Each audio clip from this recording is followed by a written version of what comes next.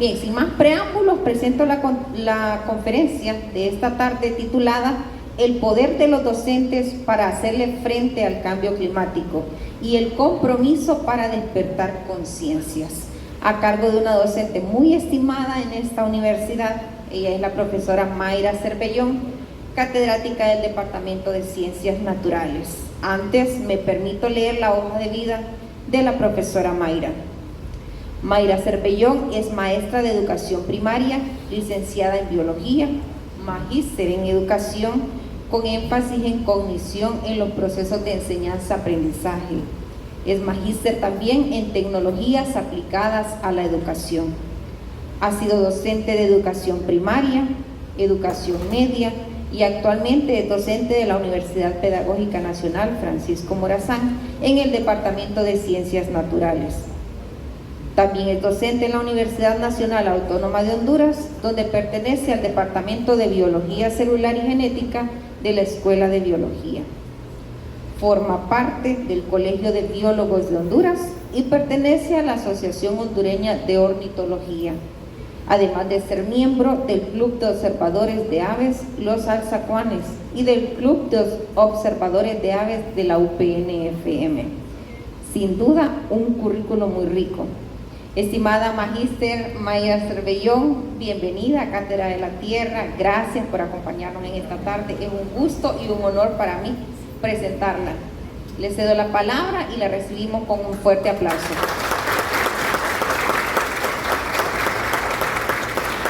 Gracias, Cintia.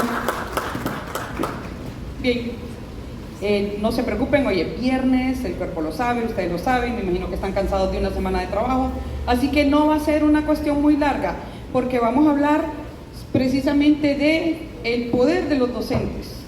Entonces, yo les voy a mencionar en esta charla 3 superpoderes. Y vamos a ver cómo esos superpoderes los podemos trasladar para trabajar y para hacerle frente al cambio climático, que es una realidad. Entonces, veamos esos 3 superpoderes. Yo los saqué de un meme, porque a mí me gusta ver memes, vieran, no tienen idea cómo veo memes. Entonces, para ser docente hoy en día, y no es hoy en día, es hoy y toda la vida. Les estoy diciendo de que yo empecé mi carrera docente en 1988. Entonces, no hagan cuentas, por favor, pero ya se imaginan.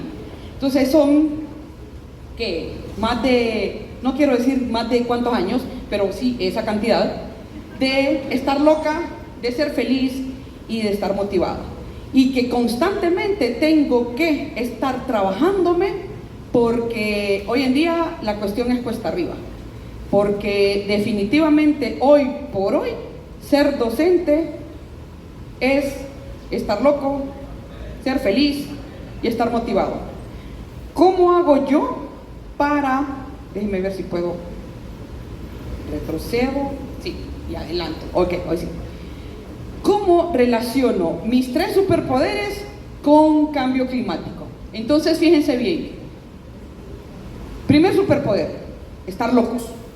Estar locos, yo estoy loca y mis colegas lo saben. ¿Por qué hay que estar loco para ser profesor? Cada uno de ustedes tiene sus razones de por qué eligió ser docente. Y ahí los tienen, ya lo saben, tienen que saberlo.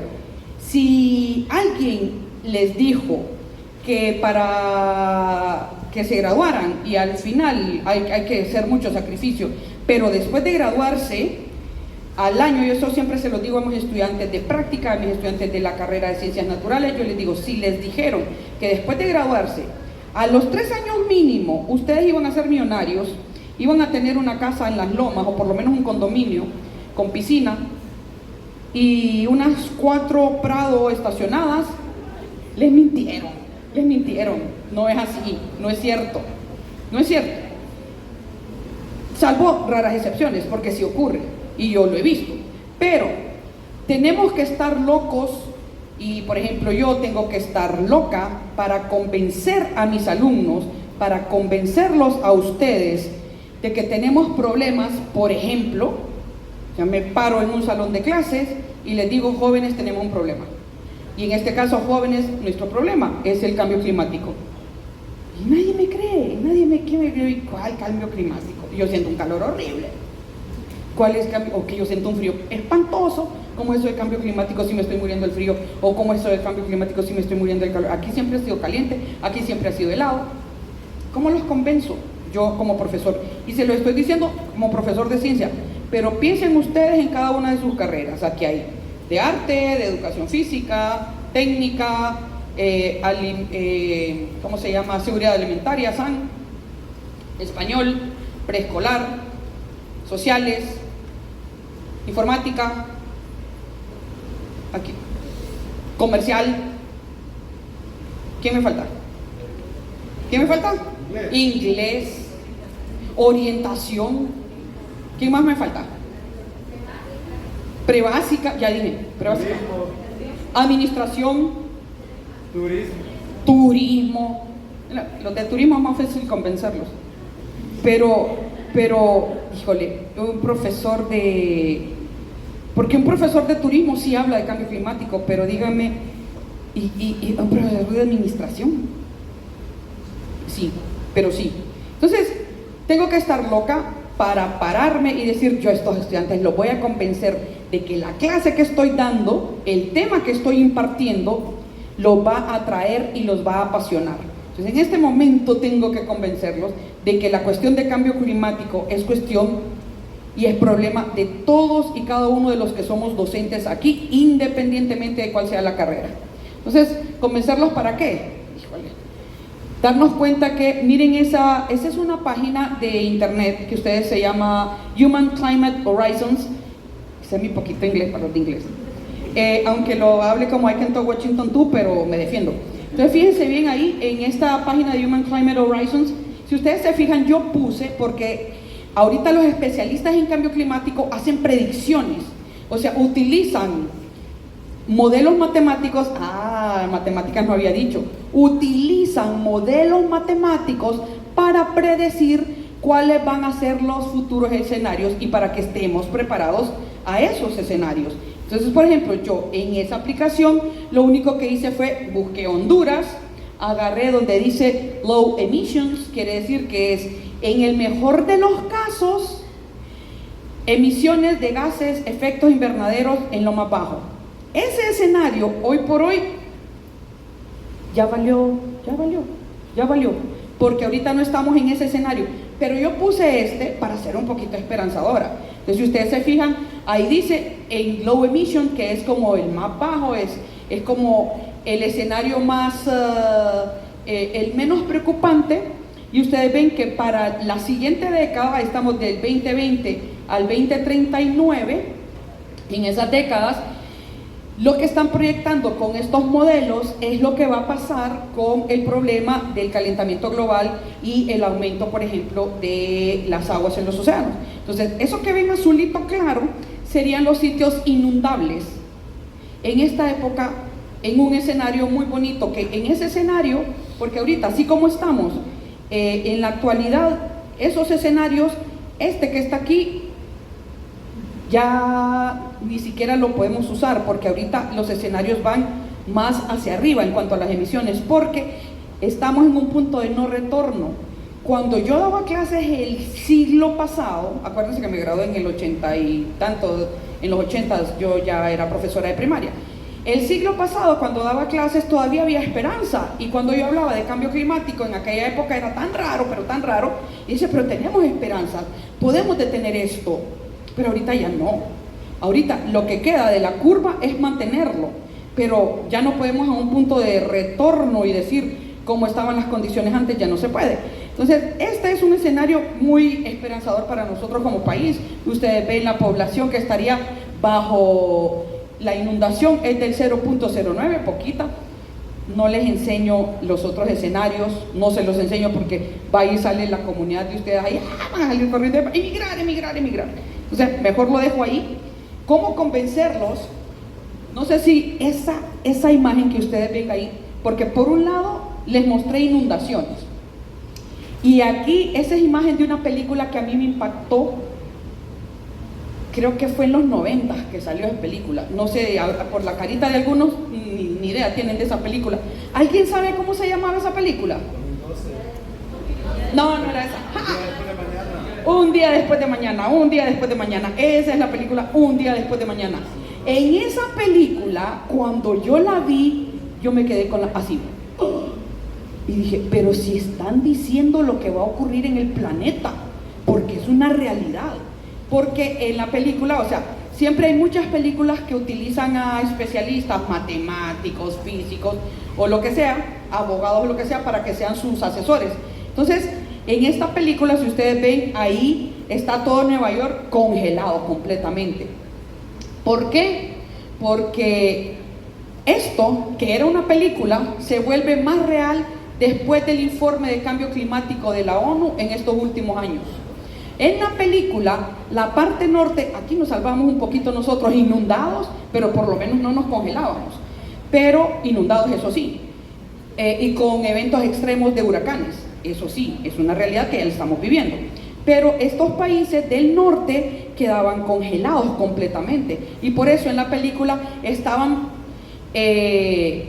perdonándole la deuda externa, la deuda que tenía México a Estados Unidos. Se le estaba perdonando para permitir que todo Estados Unidos se regresara del Río Bravo hacia México y permitieran que todos los estadounidenses se fueran a vivir a México, porque había un problema. Y ese problema, en una de las escenas de la película, lo que explican es esto, que tiene que ver con las corrientes marinas.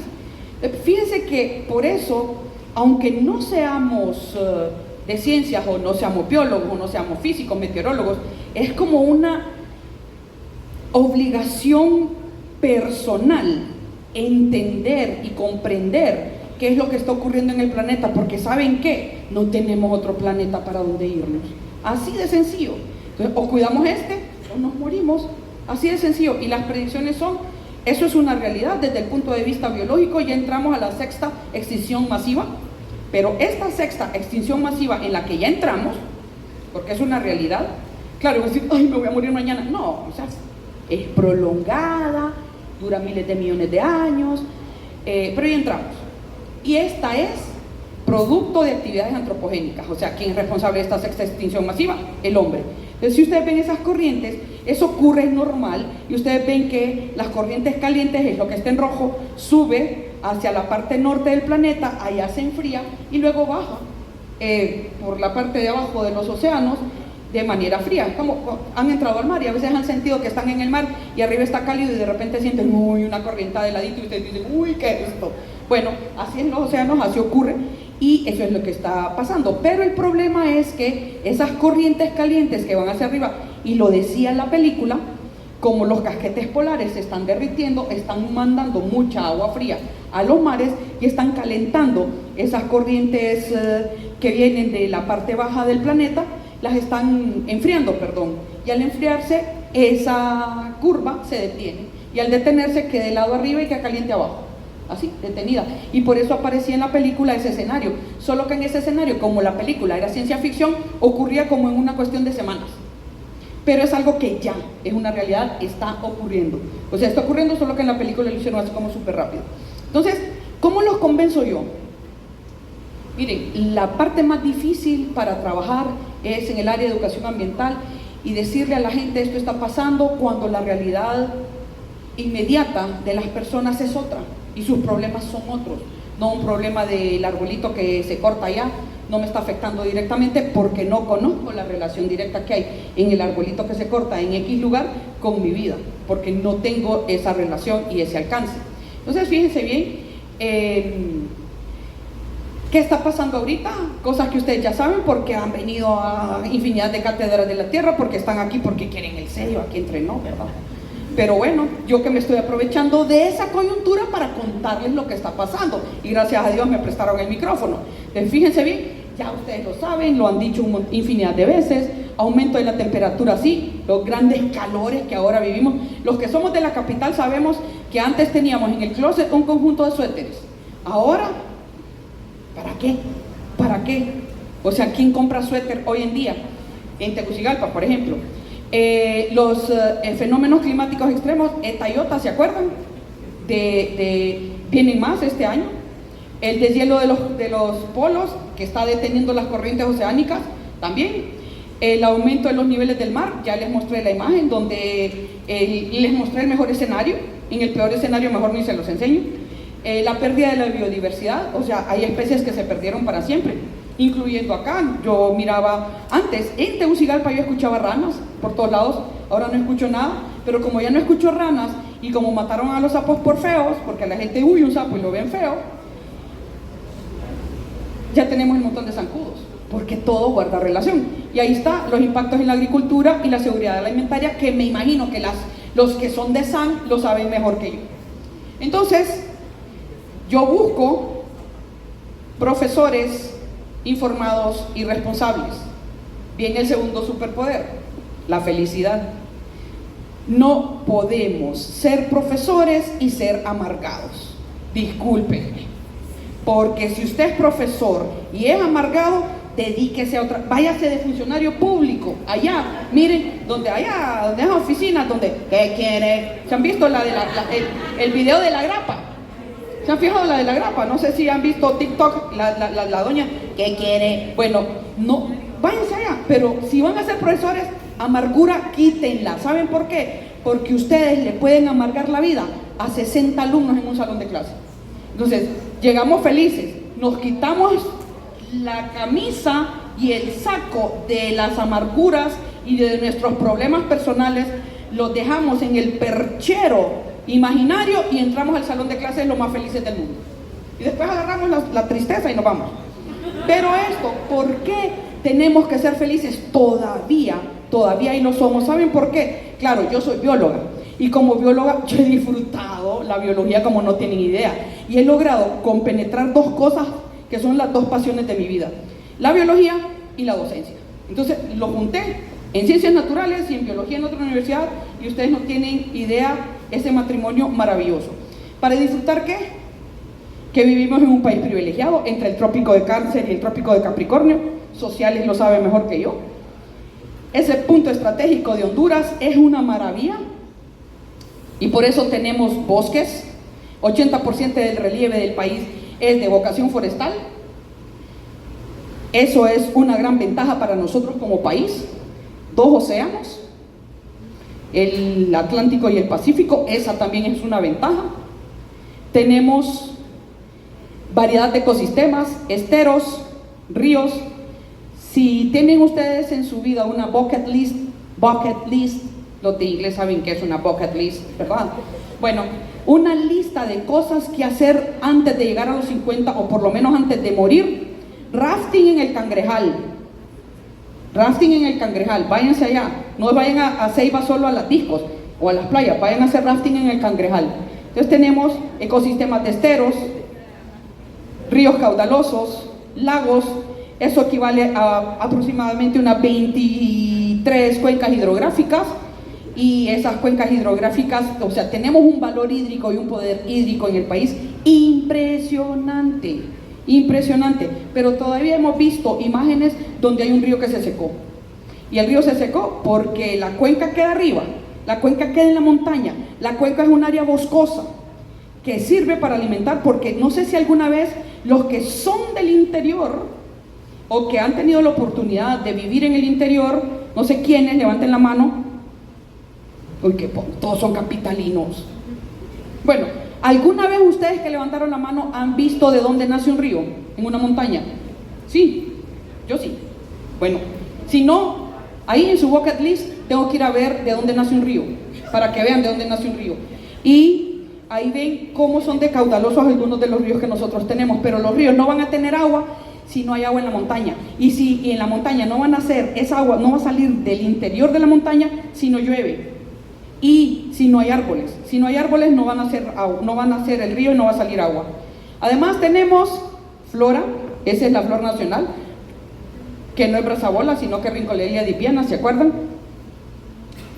Bosques de pino, bosques latifoliados. Esto es en cuanto a cobertura vegetal. Tenemos más de 7.500 especies de vegetales. Solo en el lago de Liojoa hay 31 especies de angiospermas y 2 especies de helechos acuáticos, e incluso tenemos plantas útiles para el hombre. Aquí en el país unas 480 plantas útiles para el hombre y aproximadamente unas 1.200 plantas que son de utilidad como medicina, y que mucha gente de las comunidades. Imagínense para SAN lo que eso significaba, ¿no? O sea, para los de seguridad alimentaria y nutrición. En especies animales, infinidad de insectos, unas 2.500 especies de insectos registradas, podrían haber más, pero no nos da el chance, somos muy poquitos biólogos para estudiar insectos. Peces dulceacuícolas, otro montón en los ríos, unas 150 especies.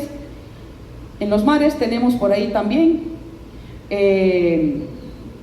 especies de peces en el Atlántico y en el Pacífico. Reptiles, más de 200 especies de reptiles. Aves, ese es el ave nacional, más de 700 especies de aves, más de 220 especies de mamíferos, solo en Honduras, ¿verdad? O sea, ¿cómo no voy a estar feliz con todo lo que tenemos? ¿Cómo no voy a estar feliz por eso? Piedras preciosas, manglares, esteros, bosques nublados, selvas tropicales y arrecifes coralinos. Otra para su bucket list: bucear en cayos cochinos o en tela antes de que desaparezca, o en Utila, aunque no con mucho Utila, porque ese Utila es un paraíso, bueno, mejor no, es un paraíso, pero bucear antes de que se mueran para siempre los arrecifes coralinos, por el cambio climático y por las actividades antropogénicas que están ocurriendo cerca de esos ecosistemas. Entonces, pónganlo en su lista de cosas de hacer antes de morir. Y aquí en Honduras no tienen que ir a ningún lado, aquí en Honduras. Entonces, todo eso que ven ahí es lo que me da mi segundo superpoder. ¿Cuál era el tercer superpoder? Ya me acuerdan, ¿verdad? Motivación. Entonces, tenemos una Honduras que tiene infinidad de bellezas naturales que hacen que yo sea feliz y que genere en mi cuerpo una cantidad de endorfinas para que yo sea feliz. Pero para eso yo tengo que salir de las cuatro paredes y ver y disfrutar todos los servicios ecosistémicos que me da mi país. Aún con las dificultades y con la increíble diversidad de personas que tenemos en este país. Entonces viene el tercer superpoder, ya vamos a terminar, no se preocupen, ven que os van a salir temprano. ¿Motivados para qué? Hombre, para actuar frente al cambio climático. Pero ¿y cómo le hacemos? ¿Cómo le hacemos? Pues hay infinidad de cosas que podemos hacer. Por ejemplo, reconocer el rol que tiene la educación formal en la que ustedes están inmersos para hacerle frente al cambio climático. ¿Cómo? Formándolos a ustedes, profesores de todas las áreas, que estén completamente informados y que reconozcan la responsabilidad que tienen frente al salón de clase para comunicar a sus estudiantes y para prepararlos a ellos para que tengan buenos hábitos en relación al respeto a la naturaleza y a las especies que viven con nosotros. Fomentar un pensamiento crítico, esto es bien importante, y las capacidades para resolver problemas desde sus trincheras, porque no es posible que nuestros alumnos no sean capaces de argumentarnos, de cuestionarnos, sino que sean borreguitos que agachen la cabeza. Cuando somos borreguitos que agachamos la cabeza, nos pasa lo que nos pasa. O sea, está bien ese alumno que responde, que cuestiona, que critica, porque se está desarrollando el pensamiento crítico. La responsabilidad en cuanto a la educación para ser una herramienta para la adaptación. Vean que ahora se habla menos de mitigación, aunque hay unas poquitas cosas que se pueden mitigar frente al cambio climático. Y en cuanto a daños a los ecosistemas hay mitigación, hay compensación, y aquí en cuanto a cambio climático, adaptación. ¿Qué quiere decir? Que así como van los escenarios, las únicas especies que van a quedar en el planeta Tierra son las que se adapten. Y saben una que realmente, de acuerdo a las predicciones, le va a costar adaptarse a la especie humana, y las otras sí se van a adaptar. Entonces vean, tenemos que ver de qué manera estamos buscando mecanismos para adaptarnos, cómo integrar ese cambio climático en mis asignaturas en esa. Piensen, miren, no sé, se les ocurre, yo de administración, hablar de cambio climático, y bueno, y no son los de administración los que tienen que coordinar actividades dentro de los salones, dentro de las escuelas. Pues en el POA, ¿qué van a hacer? Incluir algo que tenga que ver con cambio climático, o con una escuela verde, por ejemplo. el mes de mayo yo estuve en Santa Bárbara dando un taller a una escuela de Santa Bárbara porque Club Rotario les está financiando y les está ayudando y les está colaborando para trabajar la gestión de residuos sólidos dentro de la escuela.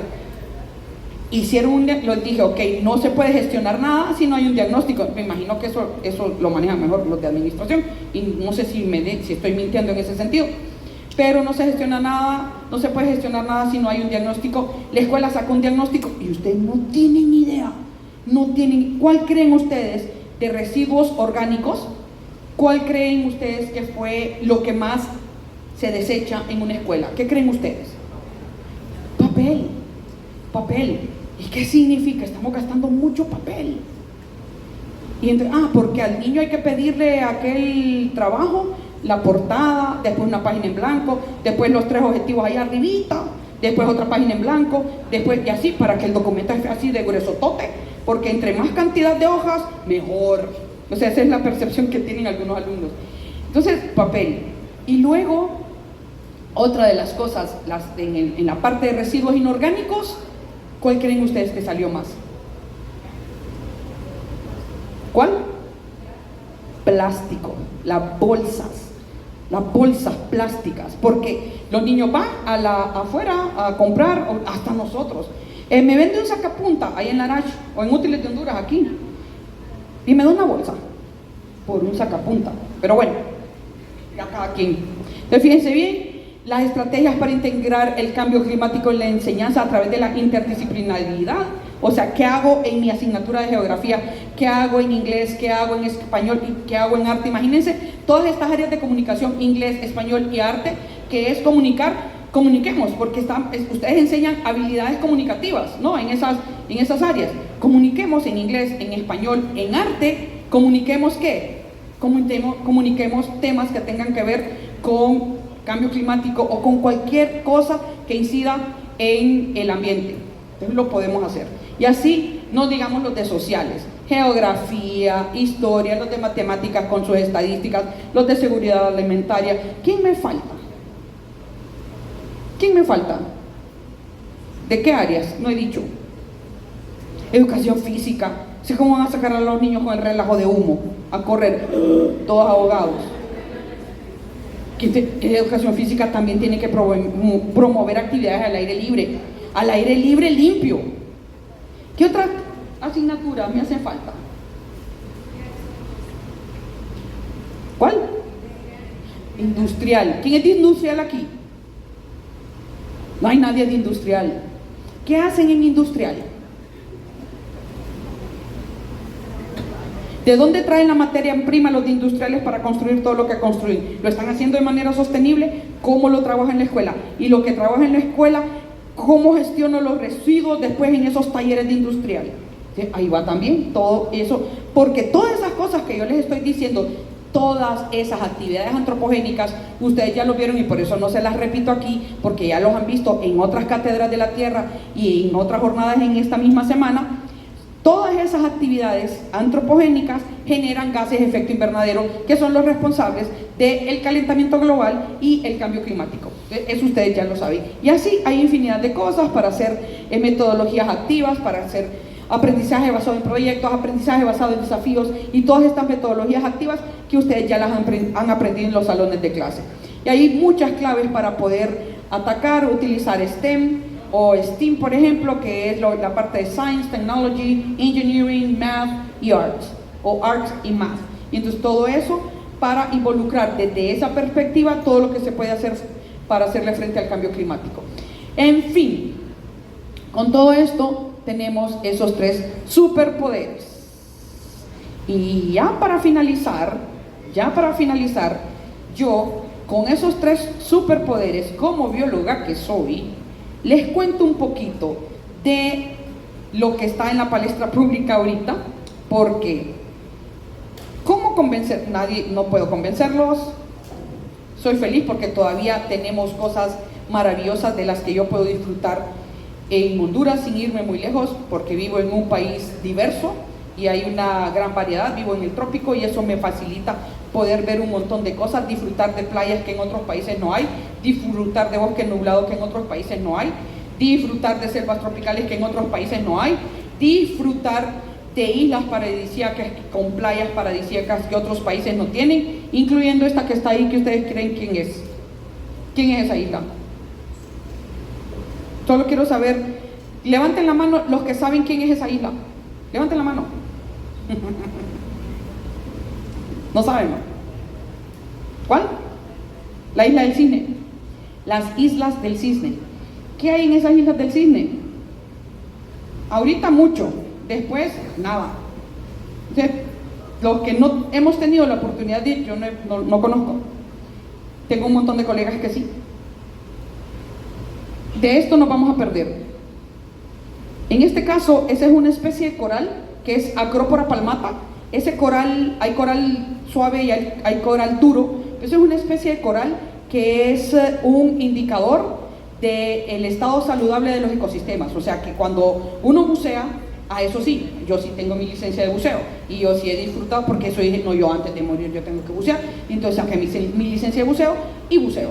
Entonces, Acropora palmata es un tipo de arrecife que cuando se encuentran en los arrecifes es indicativo de salud en los arrecifes. Entonces, en los arrecifes intervenidos, lo que se están destruyendo, lo que se están perdiendo por el aumento de la temperatura, porque cuando hay aumento de temperatura o porque los gases de efecto invernadero se quedan en el ambiente, eso provoca que en los océanos se absorba el dióxido de carbono, y ese dióxido de carbono genera unas reacciones químicas en el agua que alteran el carbonato de calcio, que es todo lo que forma esas estructuras.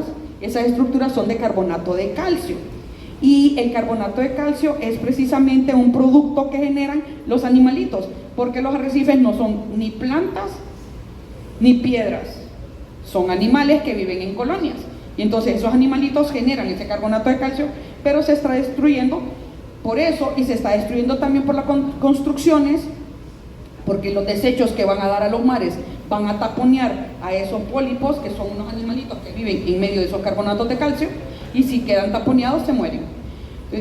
Hoy en día, fíjense que la última vez yo era profesora de secundaria y trabajaba con mis estudiantes de turismo y hacíamos los viajes, y hace una última vez, yo creo que fue, no, sí, ya fue en este siglo XXI, nos fuimos a Roatán a hacer el viaje en el barco del fondo de vidrio.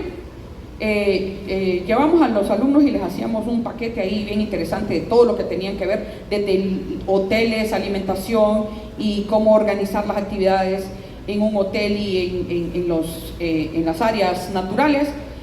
Y miren, la gente quedaba wow, y yo casi que lloraba, porque esos arrecifes estaban blancos ya, eran arrecifes ya enfermos. Entonces aquí, en estos arrecifes, en Isla del Cisne, por una bióloga que hizo un estudio el año pasado, este es del año pasado, encontró de estos arrecifes en Islas del Cisne, es un indicativo de arrecifes saludables, y eso sirven para después repoblar arrecifes dañados. Agarran de esos corales de un lado y los llevan a otro lado para repoblarlos. Entonces es como símbolo de esperanza para la salud de los arrecifes, y nosotros como país pertenecemos al segundo arrecife más importante del planeta, después del de Australia. O sea, nosotros estamos desde arriba, desde la costa de México, todo esto, Honduras, toda Honduras y más abajo pertenece a ese sistema mesoamericano arrecifal. Y esa zona donde está Islas del Cisne es el área marítima protegida más grande del país, es todo lo que rodea a Islas del Cisne.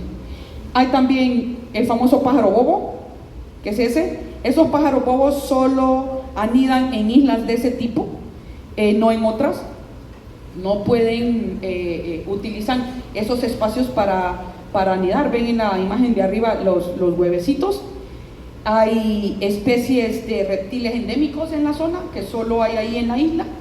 Y sobre todo, esto que ven ustedes, un cactus, porque resulta que el tipo de bosque que hay en la isla es arbustal semideciduo con cactus. Es un tipo de vegetación muy común. Ese arbustal semideciduo es el tipo de vegetación que hay en las islas, como en Roatán, en Guanaja, en Cuba y así.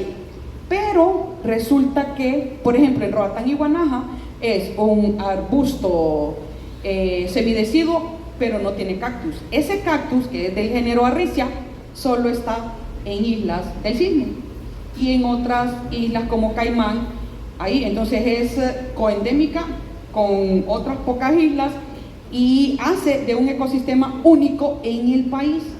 Y el problema es que todo está fríamente calculado. Miren, cuando nosotros alteramos una cosita chiquita de un ecosistema, es como cuando ustedes jalan un hilito que tienen ahí de un suéter y lo jalan y ¡shum!, se le vino todo el suéter, así, tal cual. Entonces, con eso, ¿qué queda? Simple y sencillamente, los de comercial. Están los de comercial, vean. ¿Hay alguien de comercial aquí? No, tampoco. Bueno, pero para los de comercial, vean eso es como un código de barras, ¿se han fijado? Código de barras que se pasa por un láser y lo lee, y ese código de barras al leerse le asigna un valor, sí, y entonces ustedes pagan, ¿verdad? Pero ningún pájaro bobo tiene un código de barras, ninguna ricia tiene un código de barras, ningún coral acrópora tiene un código de barras. Entonces no tiene un precio, pero sí tiene un valor. Entonces en la vida, ¿qué cosas tienen precio y qué cosas tienen valor? Entonces si le pudiéramos dar precio a esas cosas, otro gallo cantaría. A lo que sí le podemos dar un precio es a lo que perdemos monetariamente cada vez que una de esas especies en el planeta se pierde, en las islas del Cisne se pierde. Con esto yo concluyo, y como esos 3 superpoderes con los que estoy trabajando yo y que sé que ustedes tienen, y me voy, la pregunta es, ¿cuál sería el superpoder de cada uno de ustedes en su trabajo, en el aula, con sus estudiantes, desde su trinchera, como profesores de cada una de las áreas del conocimiento que ustedes están manejando? Me voy con esa pregunta porque generalmente en las cátedras no hacen preguntas. Entonces, como no hacen preguntas, la hice yo. ¿Cuál sería su superpoder? Piénsenlo y váyanse con eso. Colorín colorado, este cuento se ha acabado.